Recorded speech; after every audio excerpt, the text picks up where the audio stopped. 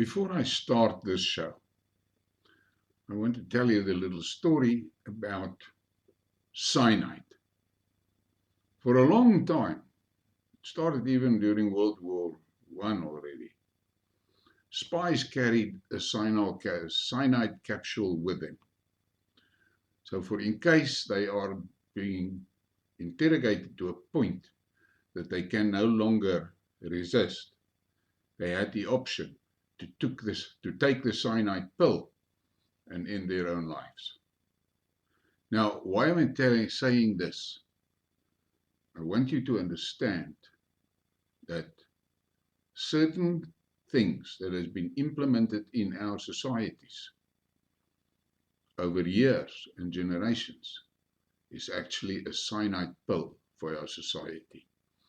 And the cyanide pills is BEE, affirmative action, and this gender equality, all of those things. They are actually cyanide pills for society. 14th of November 2023. And this is, of course, a Warrafak now. And in this one, I'm going to talk about BEE and affirmative action. Now, immediately, the blacks are going to jump up straight. But I want to tell you a little story. Not really a story, it's a horror story. And I'm going to start in America. During the 50s and the 60s and the 70s, America was absolutely rising like a rocket in the world. And that rise was driven by the people of my generation, my parents' generation, because the focus in America was on excellence and performance. And they achieved fantastic technological advances and industrial advances. You name it, all over. The Americans were top of the class. And then somebody planted the seed of affirmative action. Now, the moment I say affirmative action, a lot are going to jump up again. But let's look at the reality. What did affirmative action do in America? First of all, the beneficiaries of affirmative action in America was a really small portion of the society, the black Americans. But that affirmative action thing was driven like hell. And all of a sudden, competition was taken out of the scenario. Competition was now suddenly bad. For you to achieve, you needed a black skin. And that affirmative action drive led to a lowering of standards. And in some areas, it was dramatic lowerings of standards. All of a sudden, not the brightest kid was awarded with a scholarship. No. You had to have the right skin color to get that scholarship. And that is how affirmative action fermented and went rotten and spoiled the whole ball of dough.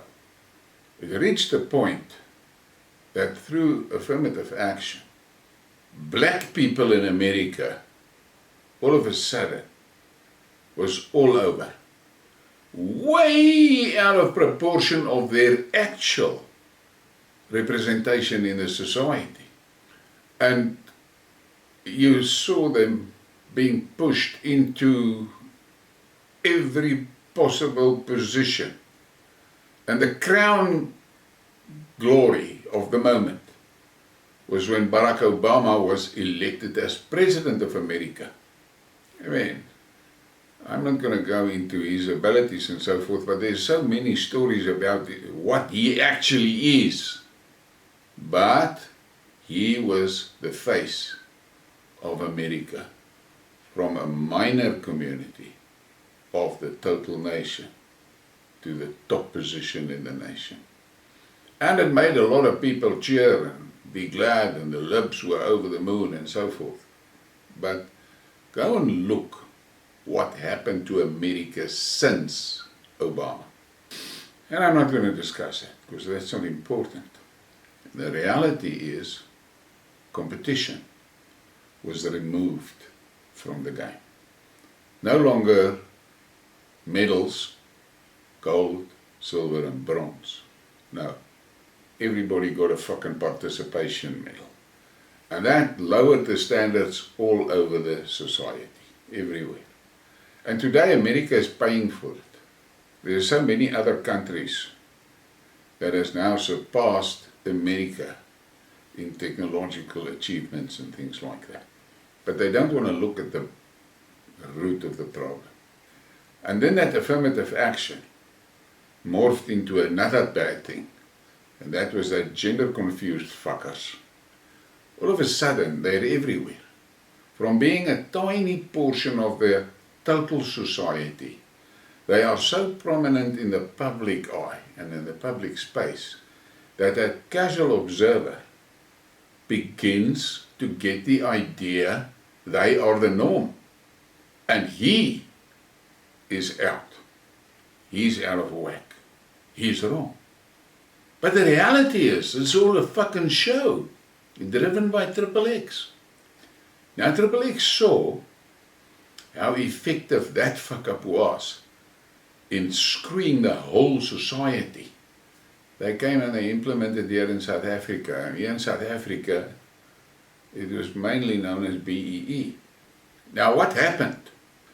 The first generation BEE beneficiaries, all of a sudden, had all this wealth in their hands. But there's an old saying, easy come, easy go. And what did they do with that wealth? That they did not deserve, they got it because of BEE. What did they do? Instead of taking that wealth that is now in their hands and build with it, they wasted it on bling. And you know what I'm talking about. I grew up in a society, I grew up in a society where we were measured all the time. All the time. From first grade, you were tested continuously. And a prominent component of that testing was IQ. And based on those test results, we were classed. Class A, Class B, Class C, Class D, according to ability. And the A class guys, they were the ones that were earmarked for university. And the D class, they are the guys that were earmarked for skills, artisans. And nobody was fucking upset about it. Society accepted. Not everybody is equal. There are people that is better at things than other. But the competition, the competitiveness was all the time there. On the sports field, we had to compete. Only the best got the medals. Only the best were selected for the teams. Only the best. The best performers. So I grew up in a performance-driven society. I admired people that started their own businesses and built those businesses into something. And it made me aspire to that. And I knew, and my dad taught me, and my mum taught me, you have to get yourself better qualified. You have to get yourself better equipped if that is where you want to go. Competitiveness all the time. And we had to learn to deal with losses. We had to learn to deal with coming second, coming third, coming fucking last. We had to deal with it. Because that was part of our society. And then BEE created that super top structure that were pissing the money out like there's no tomorrow. They didn't do anything constructive and positive with it. Their children never learned that you had to work hard to make a success. They learned you just got to have the right skin color. So what did the government do next, Triple X, do next year? They lower the education standards. Today, 30% is seen as a pass. I grew up in a time where for certain subjects the pass rate was 60. And if you failed, you failed. Today, they don't fail. They push them to the next standard according to some rules they have. Doesn't matter what the score was. So these young blacks, they don't learn to compete. And then we sit with a situation in society that these blacks, most of them, have got these fucking fragile egos. You call him a name or something, and he fucking collapses. Goes into a fucking fit, and he needs psychological help and aid. When in my days, a guy called me a cunt, I'm there, oh, okay. And he calls me a second time, I say, hey, you better stop that shit. And the next, we're at one another's throats. And one of us will walk away there, the winner of the fight, and the one will be a loser. And you will end up, at a stage of my life, was so fucking rough, because I grew up in a rough community. I didn't know which eye was blue. I always knew there was one of them was blue. I don't know how many times in my life my nose was broken. But that is the society that I grew up in, and that is the society that made us tough and made us ready to compete. But the BEE took competition out from the equation, and the worst thing is it installed this illusion in the black youngsters that grew up under that you don't need to perform to be rewarded, you just need to have the right skin color. And now we've reached a point in South Africa where the money is drying up fast. And there's a vast generation of youngsters that will never get the spectacular BEE benefits. They will have to fend for themselves or die. That is all. They don't know how to compete. Look at the white Afrikaner, let's call the Boere tribe. Look at the young men. The ones that didn't reach high academic qualifications and left the country for a better life, they're here working for themselves. You see them everywhere. Little plumbing businesses, little engineering shops, little welding, they're all over. And they're in their khaki clothes and in their buckies, and they manage to put food on the table by working hard with their hands and so forth. That's what they do. If everything was equal, for every one white guy in his bucky doing electrical contractor's work, there should be 10 black guys doing the same thing. But there is not 10 black guys doing the same thing. There's maybe one, maybe two.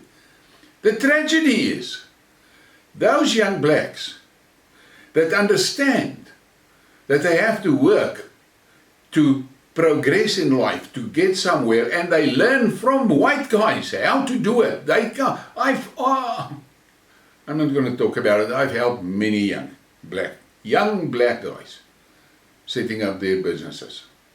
The tragedy is, the moment that young black guy rises out from the rest in his community, the next year either he's been hijacked and his bucky that he bought with blood, sweat and tears is hijacked and taken, his tools is stolen, and many times he's killed. Because that is what the black community do. They do not reward excellence, they kill excellence. Because that is what they are focused on. Destruction. Whenever a white guy achieves anything, their first response is white supremacy or apartheid beneficiary. They are weak. BEE laid the foundation to breed losers. But they can't see it. They don't want to see it.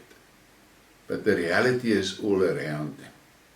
I'm in a discussion with a guy, and he sees himself as a major force, and I admire some of the things that he do and so forth, but this morning we had a little bit of an altercation, and I said to him, listen, I think I shouldn't contribute anything more here. I bring nothing to your life.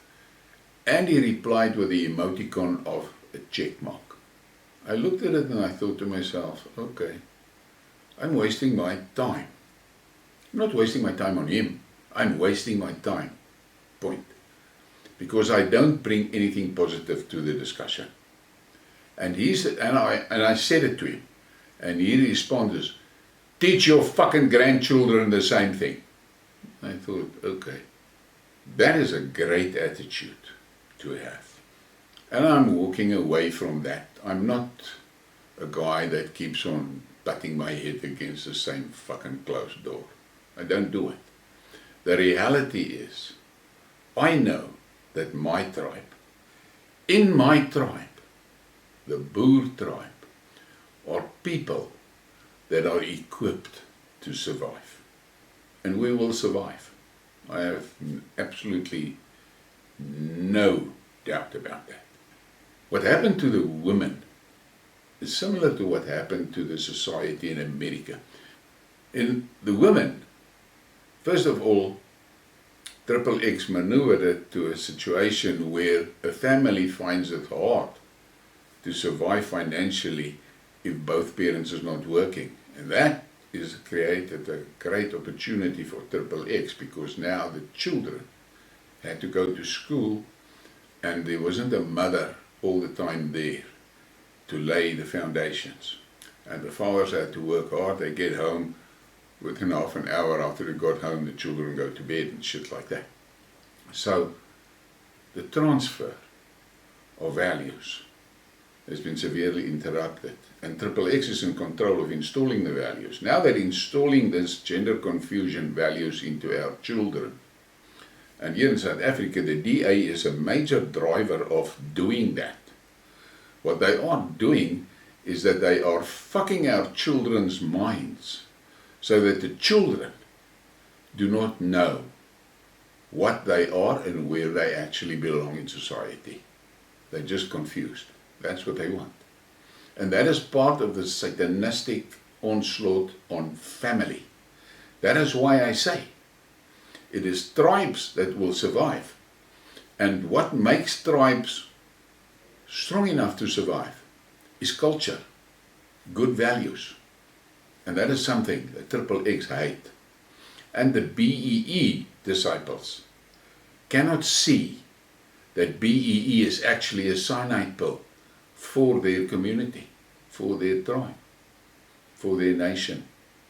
So you must sit down, take a cup of coffee, or a goeie brandas or something, but just think about how our cultural values has been destroyed, and main weapons used against it is BEE, affirmative action, and this non-discrimination and all that cuck. Because we, my generation, and those before me, got where they are through competition, strong competition. Only the best of the best made it. Only the best of the best was rewarded. In my days, there was nothing like participation fucking medals or certificates. You either came first, second, or third on the podium, or you are a loser. I had a strong mother, and she said, just remember, second place is the first loser. And that is how I grew up.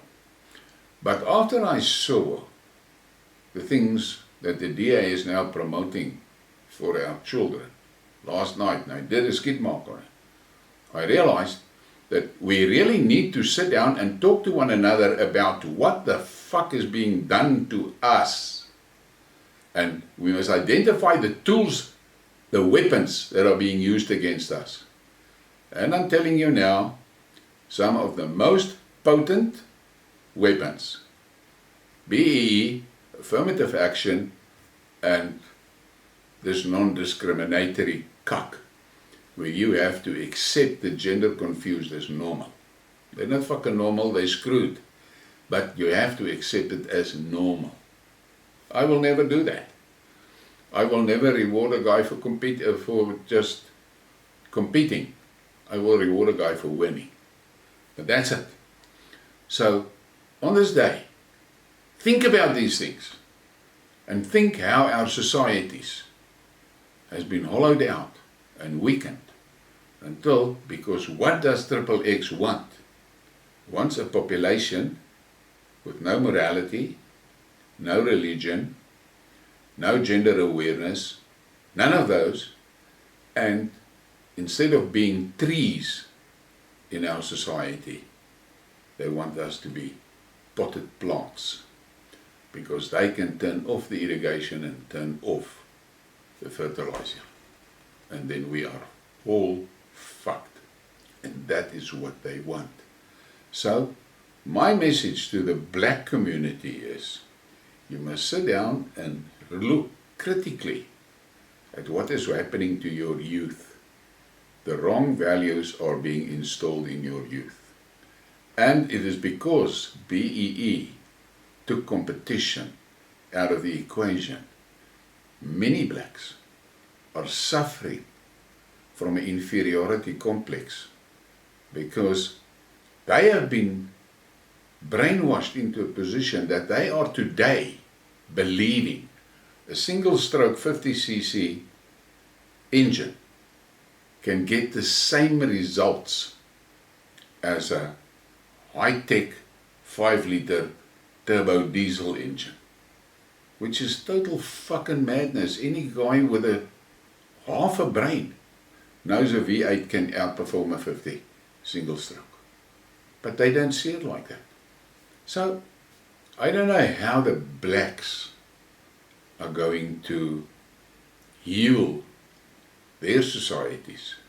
It's going to take a lot of effort to install good values back into society. And I don't know if they have the moral motivation to do it, or are they going to take the easy way and stay in this slip and slide route prepared for them by XXX. That's their choice. I am convinced that it is, in the end, it is going to be survival of the fittest, not survival of the ones that are maintained by shit like BEE and affirmative action. Think about that. Please give me a like and a subscribe and share the thing. Thank you for your support.